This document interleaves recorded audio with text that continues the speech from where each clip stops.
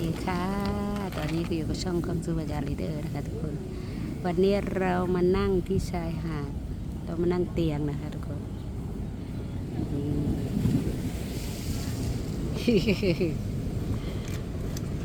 เนเวอร์นะเนี่ยเนเวอร์คำว่าเปิดตาบ้าพรุ่งนี้จะกลับฟินแลนด์แล้วก็เลยอยากมานั่งเตียงนุ่มๆเลยอยากมานั่งเตียง Joo, mäkin on nyt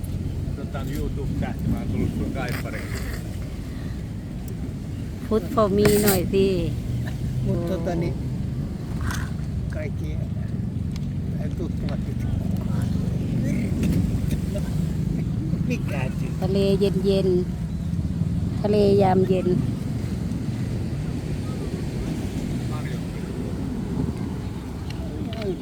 อ้าว I think my dick Kätik. no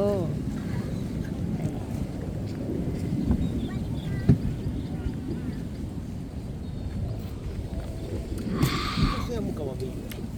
โอ้อร่อยโคกอร่อย ติงโคเลยนี่ชะอำนะคะทุกคนมันเย็นแล้ว มีส้มตำด้วย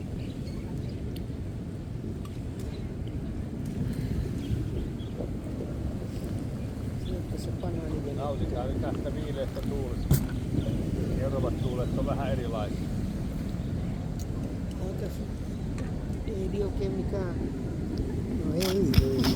Ei no ei. โอ้บานาน่าโบ๊ทโอ้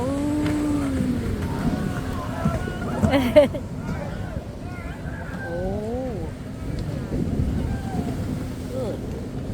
ปะโอ้ไหมโอ้ดาว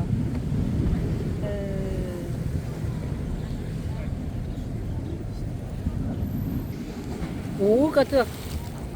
วอเตอร์คำเด้อ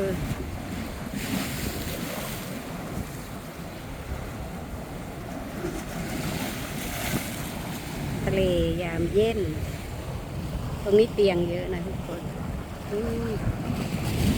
นี่สองหนุ่มอยากมาเที่ยวทะเลตอนเย็นแล้ว ทะเลตอนเย็นดูน้ำขึ้นวันนี้เฮ้ยสตรอง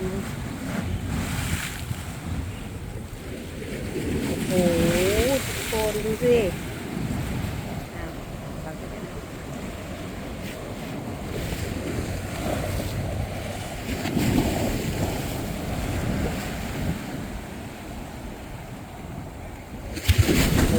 ดูคลื่นโอ้ตกลงไปนี่รับรอง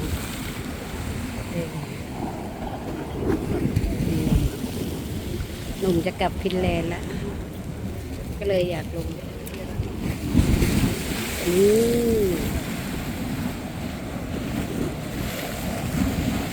เล่นบานาน่า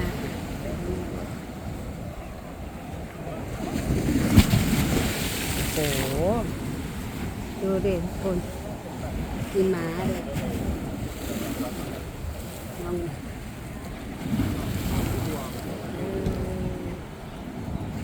สาวนะเก่งจัง แล้วแก้มมันเป็นแมวเลยเนี่ย เราไม่เจ็บหรอ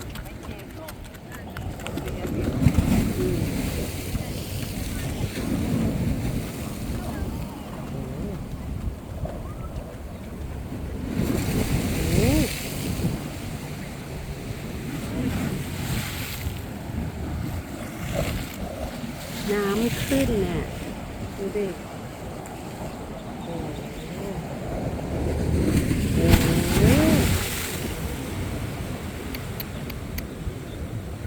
แรงมากขึ้นลมนี่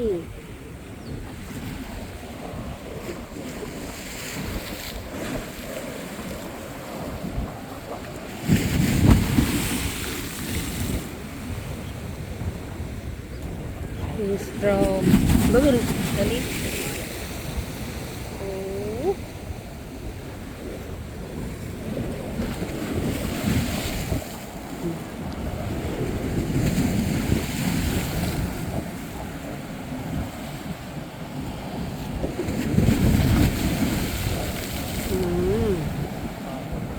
ทันเจ้ะ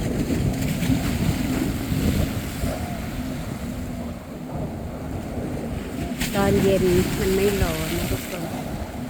อากาศดีดีเดือน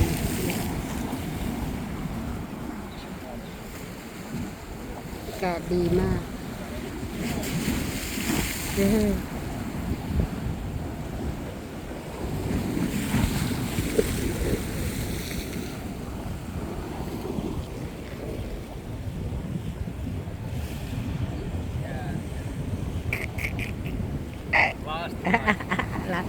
last day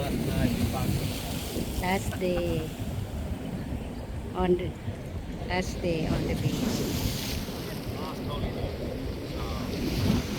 last holiday tomorrow in Finland มาอีกแล้วหมาน้อยนี่เสือหมาแคะป่ะเนี่ย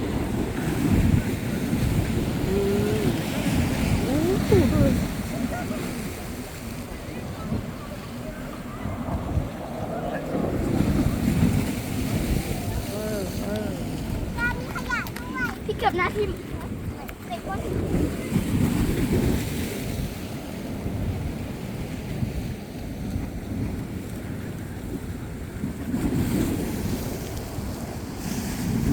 ขี่ม้าโ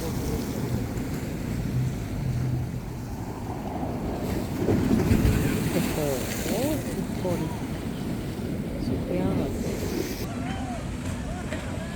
มาอีกแล้วไลท์เกิด everywhere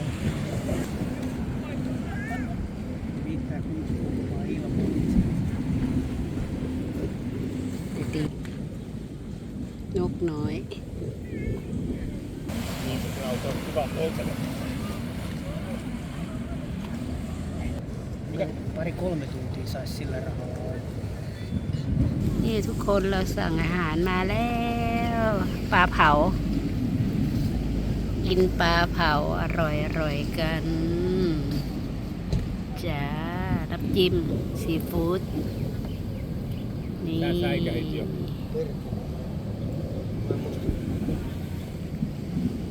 ปลาเผา Ei ป kerro, ลา meinaan kävi เผา vahinko ปลา vähän เผา viikon จ้า päästä.